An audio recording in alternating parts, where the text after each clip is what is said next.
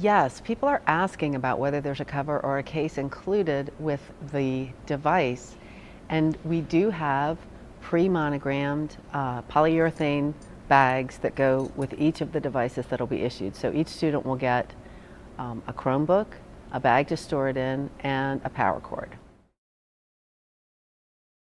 That's a really interesting question. When you get a device, there's always the question about whether classes, your in-person classes, somehow turn into online classes. And the question of whether all classes will now be online, the answer to that is no. All classes will remain the same. Think of your device as a book and a pencil and a compass and a slide rule and a calculator all rolled into one. It's not the way you're going to get to your class, it's the way you're going to be able to do your work better for your class. We are really hoping that every student takes the opportunity to check out and try out one of our devices, and that we won't have very many people at all who say no. We will have extras on hand to check out if somebody does change their mind. They will have to have the parent sign the form, the orientation video watched, and pay the fee.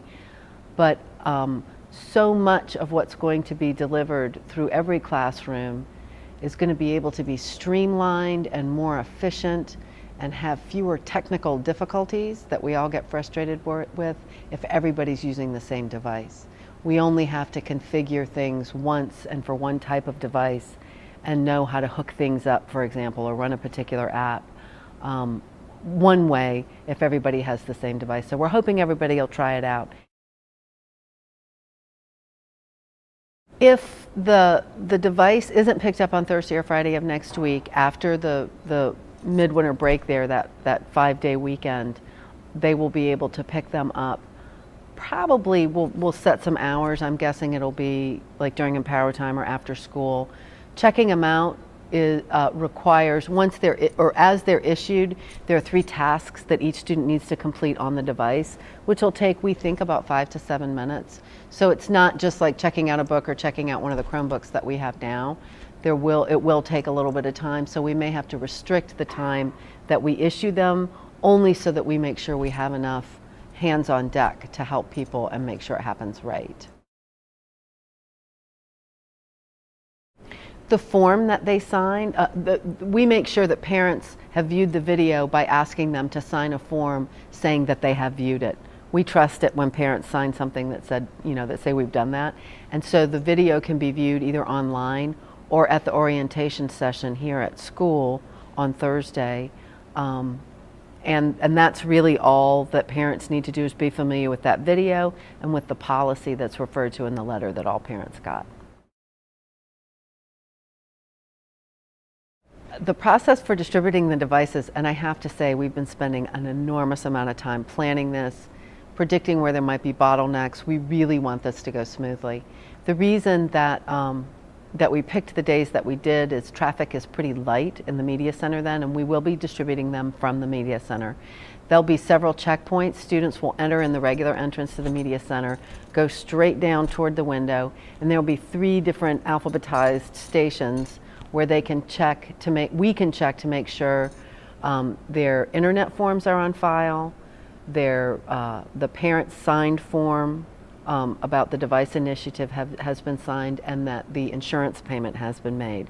Once they're cleared at those 3 tables, they'll move down the line and pick up a device. They'll unpack it from the box. We will produce labels, name labels, 3 each, that go on the device, on the charging cord, and on the bag. And then they'll perform those 3 tasks, fill out a card that we'll have pre-labeled with students' names, and once that process has all happened, they'll check out at the end, and we'll use, just like when you check out a book or a Chromebook here in the Media Center, we'll use our scanner, and that will associate the number on the device to the student number, and you'll be set to go. We think it'll take about 10 minutes per student, and we're hoping that we can process about 200 to 300 students on Thursday and the remainder on Friday.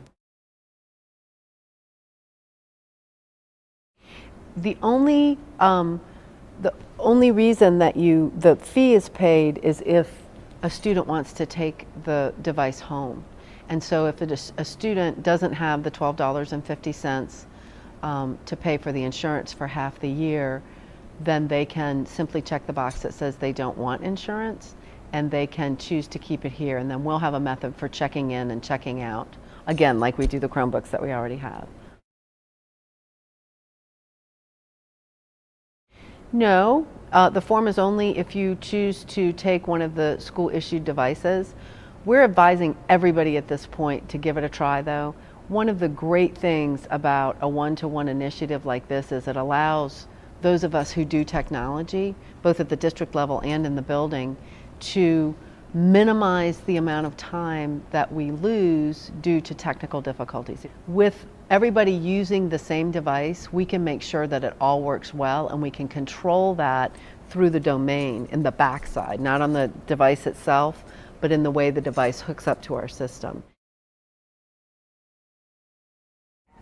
Yes, actually part of the plan is once everybody has their device, we don't really need the 37 desktops that we have here in the library. So a couple of those sets of tables will be outfitted with additional charging stations. We also will have carts behind the desk that if a student wants to pop their device in one of the slots for a little while, if they're doing something else, they're reading a book, for example, or eating lunch, we can charge it that way. But there definitely will be ways to charge it at school.